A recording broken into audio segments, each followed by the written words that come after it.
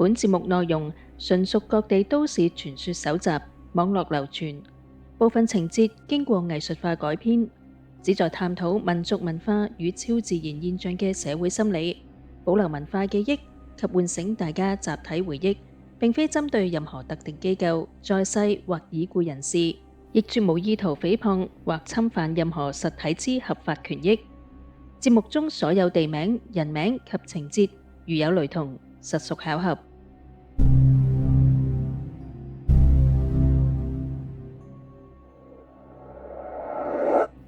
今晚我哋要講嘅係一段埋藏喺香港南區一個風景如畫，卻帶住揮之不去哀愁嘅地方——赤柱。提起赤柱，大家會諗到係美麗樓嘅浪漫，係海風拂面嘅市集，定係一望無際嘅海景？但係喺呢份寧靜嘅背後，有一片好大嘅草坪，整整齊齊咁樣豎立住一排排純白嘅墓碑。嗰度係英聯邦戰爭公務委員會轄下其中一個好靜嘅角落，安葬住二戰期間為保衛呢片土地而犧牲嘅軍人，同埋一啲不幸嘅平民。我哋今日要探討嘅靈異傳聞，就係源自呢一片軍人墳場嘅登記冊，一份記錄住逝者姓名嘅名冊。喺呢一份看似完全嘅名冊上，有人話似乎遺留咗一啲名字，或者話有一啲人，佢哋嘅名字喺人間嘅名冊上消失咗，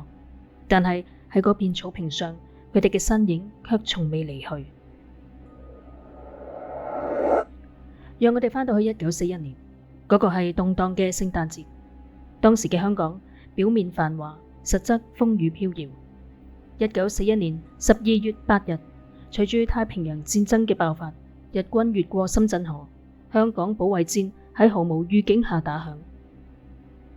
嗰一年嘅聖誕節，對於香港人嚟講係黑色聖誕節。僅僅18日嘅抵抗，香港喺12月25日淪陷，從此陷入咗長達3年零8個月嘅黑暗歲月。喺呢場實力懸殊嘅戰役中，有一支特別嘅隊伍，佢哋唔係正規軍，卻比任何人都更加搏命，因為佢哋守護嘅係自己嘅家園。佢哋就係香港義勇防衛軍。呢支軍隊係由本地華人、英國僑民、葡萄牙人同埋其他國籍嘅志願者組成。佢哋當中有銀行職員、工程師、學生，甚至仲有喺碼頭做嘢嘅咕喱。當戰火燃起，佢哋脫下西裝，放下書本，抌低工具，拎起比自己仲老嘅步槍，衝向咗前線。而赤柱正係呢場保衛戰最慘烈嘅戰場之一。呢度有重要嘅軍營同埋炮台，係守衛香港島東南角嘅屏障。當時嘅赤柱炮火連天，據史實記載同埋學者嘅研究，日軍第38師團喺登陸香港島之後，遭到咗守軍嘅頑強抵抗，尤其是喺赤柱一帶，雙方嘅傷亡都非常慘重。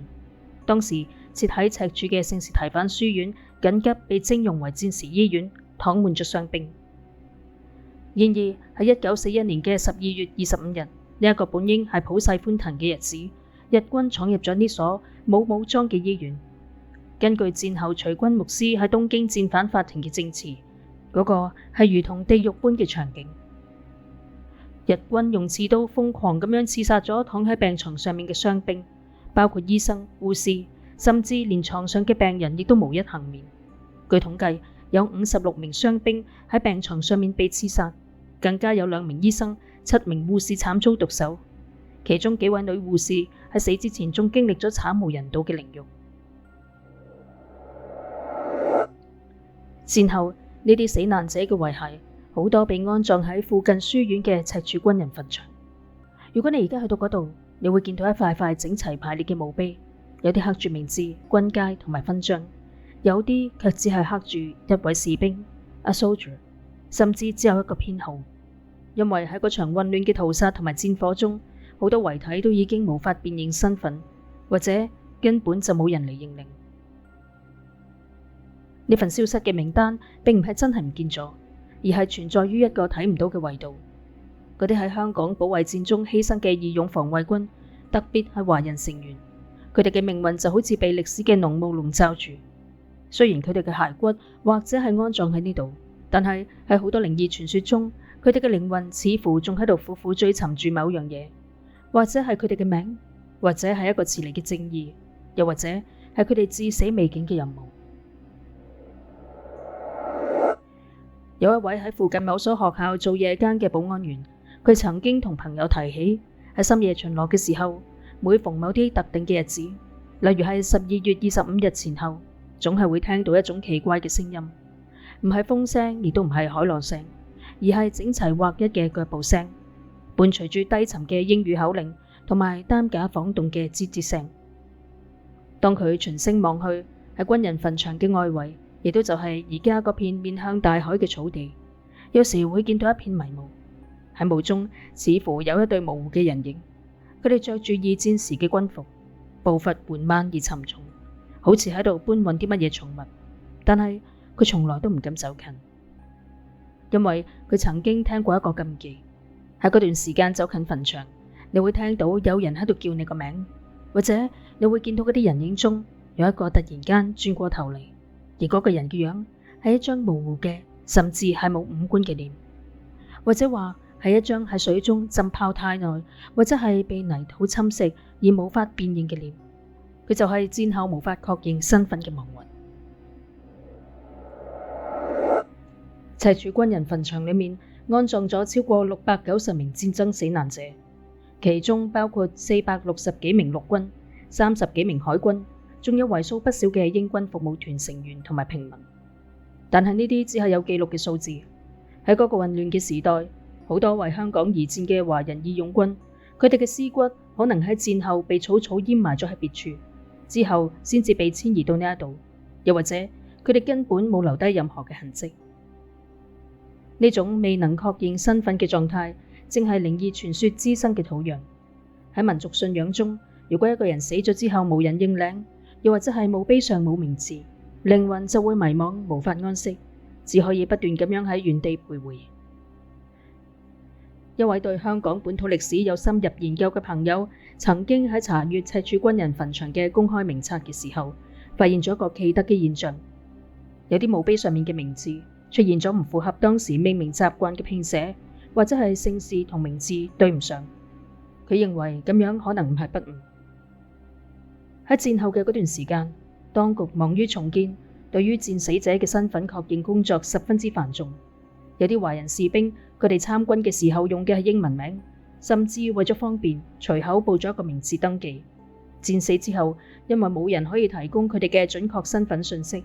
墓碑上面只可以刻上一個佢哋或者根本冇用過嘅名字，又或者乾脆只係刻咗一個編號。佢喺深夜研究呢啲資料嘅時候，總會感到一陣陣嘅寒意。佢甚至話，有一次佢喺電腦前對比名單，熒幕突然間閃爍咗一下，喺嗰一瞬間，佢似乎睇到原本嗰個空白編號嘅欄位上面浮現出咗一個中文字。但係咁只係一閃而過。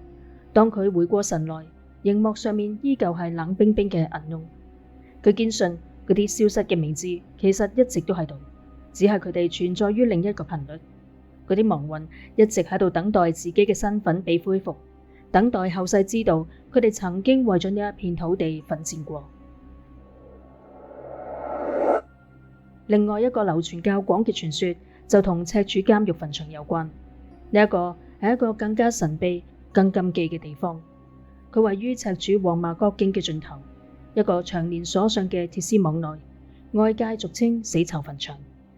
嗰度安葬嘅係上世紀60年代香港停止執行死刑之前喺赤柱監獄被處決嘅囚犯。雖然官方記錄係明確，但係傳說中因為呢啲死者生前罪孽深重，死咗之後又冇親人拜祭，怨氣極重。有啲靈異愛好者甚至警告唔好試圖靠近嗰度。雖然咁同赤柱軍人墳場性質係唔同，但係佢哋都位於同一個地域板塊，共享住同樣嘅陰冷地氣。有人認為呢種深重嘅怨氣與赤柱保衛戰中嘅殺戮氣息混合埋一齊，形成咗一個巨大嘅難以解釋嘅磁場。喺呢度，時間好似係靜止，又或者係不斷循環。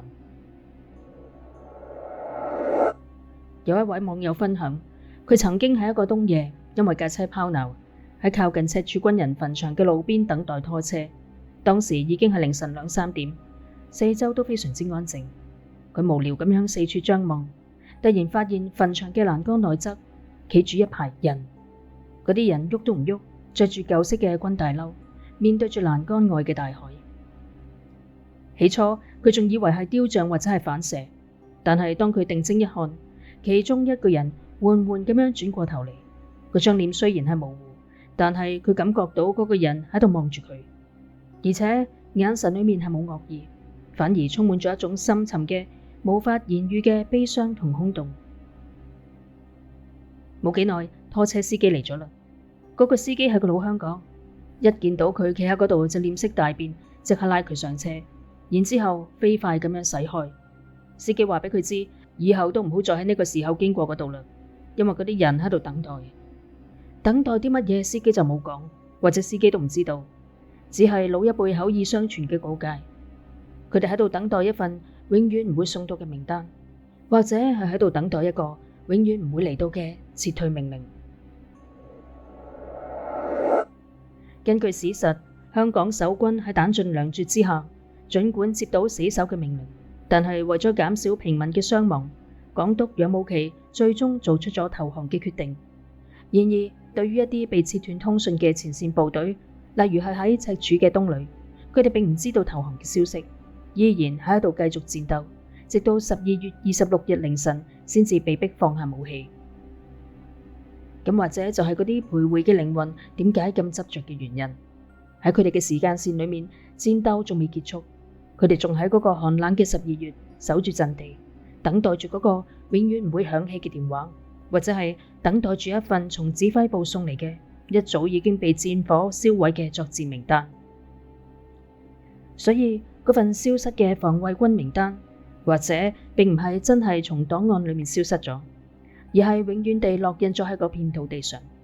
嗰啲無法安息嘅靈魂，佢哋嘅名字可能從人間嘅冊頁上被磨滅、被遺忘，但係喺靈異嘅世界裏面，佢哋構成咗赤柱夜色中最悲愴嘅一景。